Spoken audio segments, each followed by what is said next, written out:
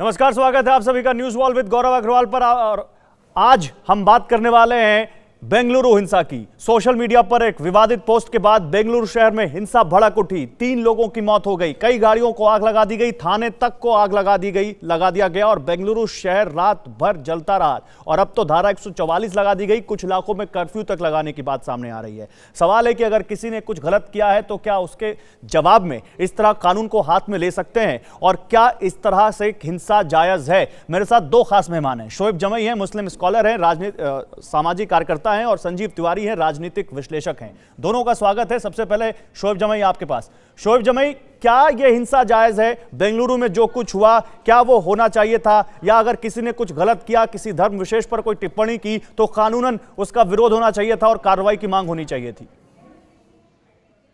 गौरव जी, ये बड़ा दुर्भाग्यपूर्ण घटना दोनों तरफ के लिए, कानून व्यवस्था के लिए भी है और मुसलमानों की भावनाओं की बुनियाद पर भी एक बड़ा दुर्भाग्यपूर्ण और बड़ी आहत करने वाली घटना थी।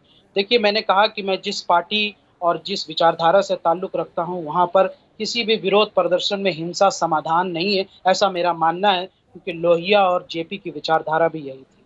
देखिए, लेकिन इस देश में एक बड़ा फैशन सा बन गया है। मैं बड़ा इस बात से पीड़ा हूँ, बड़ा दुःख होता है मुझे कि जब से राम मंदिर का शिलान्यास हुआ है, उस शिलान्यास के बाद में कई इलाकों, कई जगहों पर जो है जुलूस निकली और जुलूस में लोग जो है आपत्तिजनक नारे लगाते हुए निकले, जो मुस्लिम समाज को चिढ़ाते हुए निकले। मोतिहारी की एक तस्वीर हमने देखी जहां मस्जिद के बाहर भगवा झंडा फहरा दिया गया। उसी तरीके से कई इलाकों में मुसलमानों के दुकानों पर झंडा फहराया गया और ये धमकी दी गई कि अगर हिम्मत है तो इसको हटा कर देखो। ये चिढ़ाने वाली मानसिकता क्यों? उसी की कड़ी है ये कि उसके बाद जो है प्रॉफेट मोहम्मद सल्लल्लाहु अलैहि वसल्लम के खिलाफ आपत्तिजनक पोस्ट शिकायत करना। क्यों नहीं की? और शिकायत की तो कार्रवाई नहीं हुई कि नहीं हुई, ये बताइए। देखिए, ये शिकायतें हुई और इससे पहले भी शिकायतें होती रही। मैं समझता हूँ कि जो नवीन है, जिसने ये पोस्ट किया, नवीन पी, उसका मैं ये फेसबुक पोस्ट पढ़ रहा था, उसमें उन्होंने लिखा कि I have voted for BJP. तो जिस तरह के उनके पोस्ट हैं, उससे पूरा समझ में आता है कि इन्होंने बीजेपी को वोट किया है, तो एक बड़ा उस विचारधारा से ताल्लुक रखते हैं। हम एक बात कहना चाहते हैं कि मुझे राम और सनातन के हिंदुत्व से कभी कोई दिक्कत नहीं। मैं तो खुद सनातन स्कूल में पढ़ा हूं, तो कैसे हो सकता है? लेकिन भारतीय जनता पार्टी और आरएसएस की जो हिंदुत्व है, ये विध्वंसकारी है। ये मस्जिद तोड़ने में यकीन रखती है, दिल्ली दंगों में घर जलाने में यकीन रखती है, देखिए, अब ये आप किसी दूसरी की तरफ जा रहे भावनाओं हैं। आहत करने हम में अब यकीन बात कर रखती रहे है। हैं तो किसने ऐसा जो कल थाना तोड़ा, हम बात कर रहे हैं किसने कल गाड़ियां जलाई, हम बात कर रहे हैं कल किसने बेंगलुरु में हिंसा फैलाई। तो आप चले जा रहे हैं बाबरी मस्जिद और राम मंदिर की तरफ। देखिए, वहां जो कुछ हो रहा है वो मामला कोर्ट में है, कुछ मामला कोर्ट से निपट चुका है। सवाल यह है कि सारा मुस्लिम समाज एक साथ आकर इस हिंसा की मजम्मत क्यों नहीं करता है? मैं समझता हूँ कि मुस्लिम समाज इस हिंसा की मजम्मत भी करता है, लेकिन मुझे बड़ा अफसोस होता है कि भारतीय जनता पार्टी, आरएसएस या सारा हिंदू समाज के जो बड़े-बड़े ठेकेदार हैं, वो आकर के इस बात को क्यों नहीं कहते हैं टीवी पर कि भाई प्रॉफेट मोहम्मद सल्लल्लाहु अलैहि वसल्लम के खिलाफ आपत्तिजनक पोस्ट करने का अधिकार किसी को नहीं।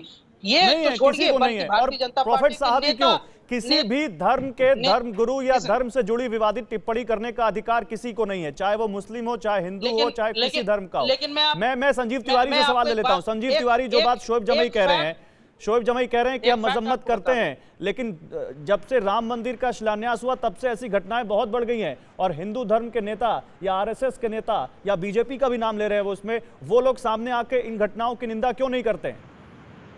देखिए, 3 चीजें शोएब जमई ने कही है। पहला, श्री राम मंदिर के निर्माण की, उसके प्रारंभ की इन्होंने कही कि जब से हुआ है तभी से हो रहा है ये देश में। मैं पूछना चाहता हूं, जरा इतिहास में जाकर झांक कर देखें, स्वतंत्रता के पहले से ये हो रहा है। और जिस तरह की बीज ये बोने का प्रयास कर रहे हैं, मुझे लग रहा है इन्होंने बार बार आरएसएस और बीजेपी का नाम लिया। कभी भी मैं इनका नाम नहीं लेना चाहता हूं। और आप पुलिस रिकॉर्ड को खंगाले, अखबारों को खंगाले और आने के पहले रिसर्च करें, पता करें कि यह नवीन कौन है। तो यह नवीन भतीजा है श्रीनिवास मूर्ति का, जो मुझे अखबारों से पता लगा है। श्रीनिवास मूर्ति कौन है? उस इलाके के कांग्रेस के विधायक हैं। और मुझे लग रहा है कि उनको शर्म आनी चाहिए बोलने के पहले राष्ट्रीय स्वयंसेवक संघ के बारे में, न वह कहीं से वायलेंस में इन्वॉल्व है। और दूसरी बात मैं कहना चाहता हूँ, अब सुन लीजिए, मैं आपकी बात बहुत तन्मयता से सुन रहा था, बीच में मत बोलिए, नहीं तो आप ही बोलिए। और दूसरी बात मैं कहना चाहता हूँ, 250 गाड़ियां जलाई गई, वैसे लोगों की गाड़ियां जलाई गई जिसमें हिंदू भी होंगे, मुसलमान भी होंगे, सिख भी होंगे, ईसाई भी होंगे, क्योंकि उस गाड़ियों पे नहीं लिखा हुआ था कि किसकी गाड़ियां हैं। पुलिस स्टेशन को जलाया गया और 2 पुलिस स्टेशन में कर्फ्यू लगाई गई। 3 लोगों को पुलिस फायरिंग में 3 लोगों को जान गंवानी पड़ी और लगभग 60 पुलिसकर्मी घायल हैं। मैं पूछना चाहता हूं, इसकी भर्त्सना तो इन्होंने नहीं की, इसकी निंदा तो इन्होंने मैं पूछ लेता हूं, मेरे पास समय कम है, मेरे पास समय कम है, मैं पूछ लेता हूं।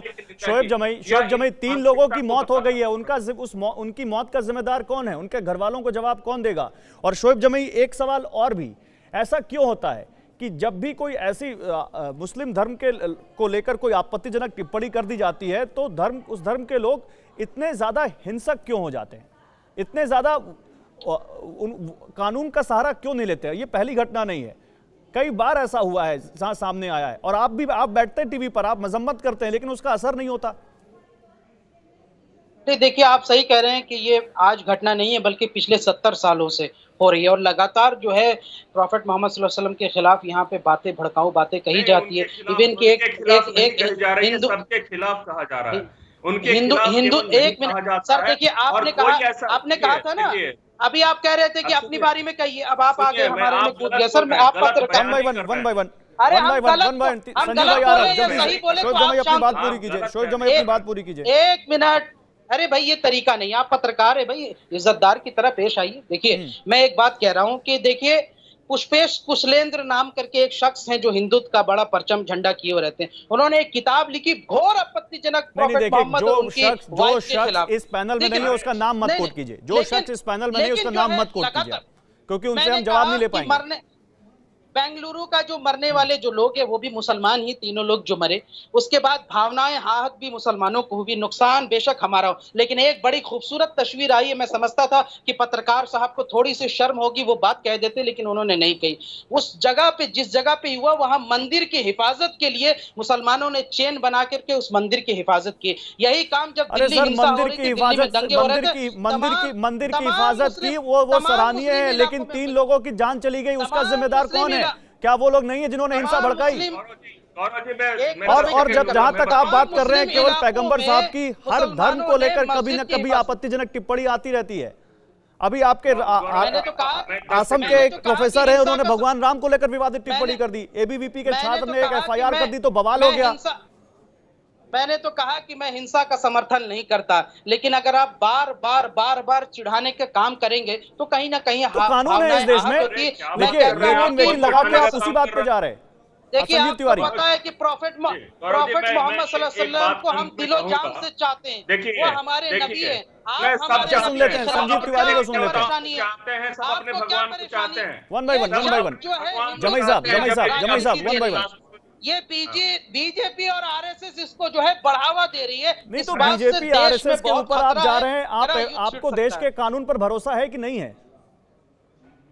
बिल्कुल भरोसा है। मुझे लगता है इसी बुनियाद पर नवीन के खिलाफ होनी चाहिए, और बेशक वो भतीजे कांग्रेस की विधायक, केवल नवीन पर कार्रवाई होनी चाहिए, उन लोगों पर कार्रवाई नहीं होनी चाहिए जिन्होंने हिंसा की। भाई उन पे भी कार्रवाई होगी, यहाँ से पुलिस कार्रवाई कर रही है, लेकिन मैं हिंसा को जायज न ठहराता हूँ। लेकिन मुसलमानों की पूरे देश में जो भावनाएं देखिए, आप लेकिन मत करिए, आप सीधे बोलिए कार्रवाई होनी चाहिए नहीं चाहिए। मेरे पास समय नहीं, संजय तिवारी पर जाऊंगा। भारतीय जनता पार्टी की वहां सरकार है, भारतीय जनता पार्टी की सरकार की जिम्मेदारी है कानून व्यवस्था बनाए रखने की। मैं समझता हूं कि सवाल जो है बीजेपी पूछना चाहिए। ठीक है संजीव तिवारी, मैं इससे आगे का सवाल लेके आता हूं, आप अपनी बात जोड़िएगा, उसमें समय कम है। संजीव तिवारी, लेकिन यही अगर उल्टा कर दें और अगर किसी मुस्लिम धर्म के किसी शख्स ने कोई टिप्पणी की होती और अगर जिस धर्म के बारे में किया होता उस धर्म के लोगों ने अगर इस तरह का कुछ किया होता, तो आपको लगता है कि आज जिस तरह के जो एक बुद्धिजीवी वर्ग है वो इतना शांत बैठा होता जितना शांत आज बैठा हुआ है? और इस तरह जिस तरह से इस बारे में वो कुछ खुलकर, जैसे हर बात पे मुखर होते हैं, इस बात पे वो मुखर नहीं है या चुप बैठे हैं, और बहुत सारे पॉलिटिकल पार्टीज भी इस पर बोलने से बच रही हैं, क्या वो बोलने से बचती? देखिए 12 घंटे लगे हैं कांग्रेस को रिएक्शन देने में, जबकि कांग्रेस के विधायक श्रीनिवास मूर्ति के घर पे हमला हुआ है, उनके घर के एक पोर्शन को जलाया भी गया है, उसको क्षति भी पहुंचाई गई है, पहला। दूसरा, जहां तक सवाल पैदा होता है, जो व्यक्ति इसमें पूरी तरह से जिसके ऊपर दोष लगाया जा रहा है उसका नाम है मुजिम्मुल पाशा, उनको अरेस्ट किया गया है। यह मुजिम्मुल पाशा है कौन? SDPI के वहां के कन्वेनर हैं, वहां के लीडर हैं, और वहां एसडीपीआई के टिकट पे उसी इलाके से ये काउंसिलर का चुनाव लड़ चुके हैं, यद्यपि उनको पराजय का सामना करना पड़ा है। एसडीपीआई क्या है? यह पीएफआई का अंग है, जो पीएफआई एक कट्टर मुस्लिम संगठन है जो लगातार राइट्स फैलाने का काम करता है। उत्तर पूर्वी जिले दिल्ली में जो राइट्स की बात कर रहे थे अभी हमारे जमई साहब, उसमें भी इसका बहुत बड़ा योगदान है इस एसडीपीआई का, और लगातार मांग रही है। मेरे पास समय खत्म हो चुका है सर।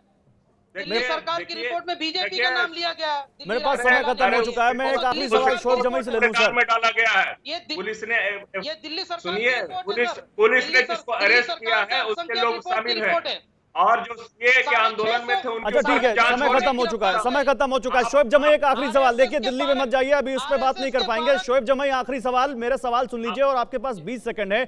आप बोल दीजिए जिन लोगों ने हिंसा की न केवल उन पर कार्रवाई हो, बल्कि जो भी हो सकता है अगर वो साबित होते हैं उन पर, तो उनको कड़ी से कड़ी सजा दी जाए, ताकि भविष्य में नजीर हो कि कोई भी कानून अपने हाथ में डाले। क्या आप मानते हैं इस बात को? इस तरह के आपत्तिजनक पोस्ट करने वाले भी और हिंसा भड़काने वाले दोनों पर कानून अपना काम करना चाहिए। लेकिन आपको बता दूं कि आरएसएस के 12 कार्यकर्ता गिरफ्तार हुए थे। समय खत्म हो चुका है, समय खत्म हो चुका है। बहुत शुक्रिया शोएब जमई आपका, बहुत शुक्रिया संजीव तिवारी जी, आपका समय कम था, लेकिन कोशिश ये थी कि इस मुद्दे पर बात रखी जाए और क्या चल रहा है दोनों पक्षों के बीच में, दोनों पक्षों के मन में, वो भी टटोला जाए। न्यूज़ वॉल विद गौरव अग्रवाल में बस इतना ही। फिर एक मुद्दा लेकर आपके साथ जुड़ूंगा, तब तक ले दीजिए इजाजत। नमस्कार।